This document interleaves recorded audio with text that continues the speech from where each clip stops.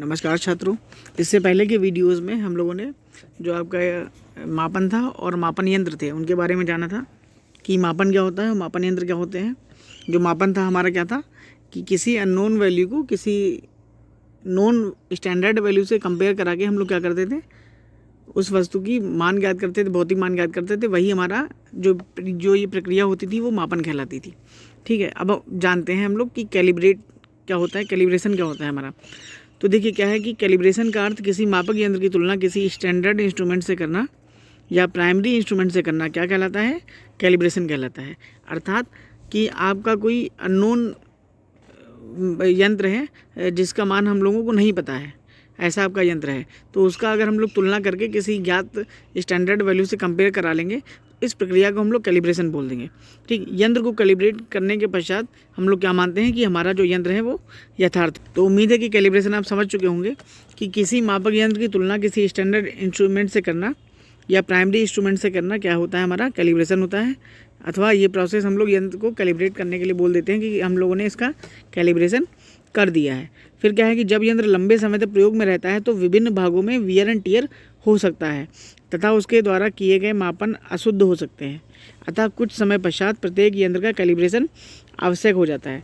तो देखिए क्या मतलब है, ये कहना चाह रहा है कि हम लोग कभी कभी ऐसा होता है कि कई सारे, आपको पता है कि इंडस्ट्रीज़ में कंटिन्यू प्रोडक्शन चलता रहता है, तो उस सिलसिले में होता क्या है कि आपका जो इंस्ट्रूमेंट होता है, जो हम लोग जिसके द्वारा प्रोडक्शन कर रहे होते हैं, वो लगातार कार्य करने के कारण कभी कभी उसकी वैल्यू ख़राब आने लगती है, या मान लिया कि वो जो है अपनी एक्यूरेसी को धीरे धीरे खो देता है। लगातार वियर एंड टियर हो गया या फ्रिक्शन हो गया, वहाँ पे कई सारे ऐसे फोर्सेस लगा सही से कार्य करने लगे और वो प्रोडक्शन सही से, जैसे होता क्या है कि मान लिया हम लोग गाड़ी लाते हैं तो शुरुआत में गाड़ी बड़ी अच्छी चल रही होती है, फिर उसके बाद होता क्या है कि हमारी गाड़ी का एवरेज कम हो जाता है या हमारी गाड़ी सही से वर्क नहीं कर रही होती है, उसका ब्रेक जो है सही से काम नहीं कर रहे होते हैं।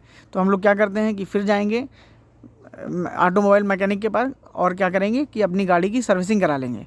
तो एक्चुअली में वो सर्विस कराना जो है वो सर्विसिंग नहीं है, वो कि हमारी क्या है कि हम गाड़ी को फिर से कैलिब्रेट करा लेते हैं, जिससे कि हमारी गाड़ी फिर से वही परफॉर्मेंस देने लगे जो कि वो शुरुआत में दे रही थी। ठीक, तो ये हमारा कैलिब्रेशन कहलाता है। फिर अच्छा देखिए कैलिब्रेशन के फ़ायदे क्या क्या हैं। एक तो ये कि कैलिब्रेशन के द्वारा जो है हम लोग अपना यंत्र एक्यूरेट कर लेते हैं, या कह दिया जाए एक्यूरेट मापन हमारा कैलिब्रेशन के द्वारा ही संभव होता है।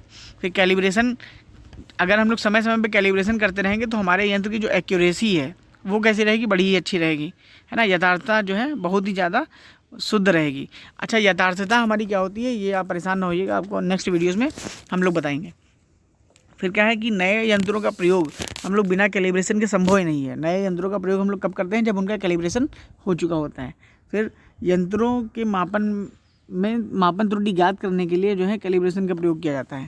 जैसे क्या है कि शुरुआत में हम लोगों ने कुछ यंत्र का कैलिब्रेशन करके उसकी एक स्टैंडर्ड वैल्यू सेट कर दी, फिर धीरे धीरे क्या हुआ कि जो यंत्र है हमारा वर्क कर रहा है, तो उसके बाद क्या होता है कि धीरे धीरे उसमें कुछ कमियाँ आ जाती हैं। तो हम लोग कितनी कमी आई है इसको किस माध्यम से जानेंगे, कैलिब्रेशन के माध्यम से।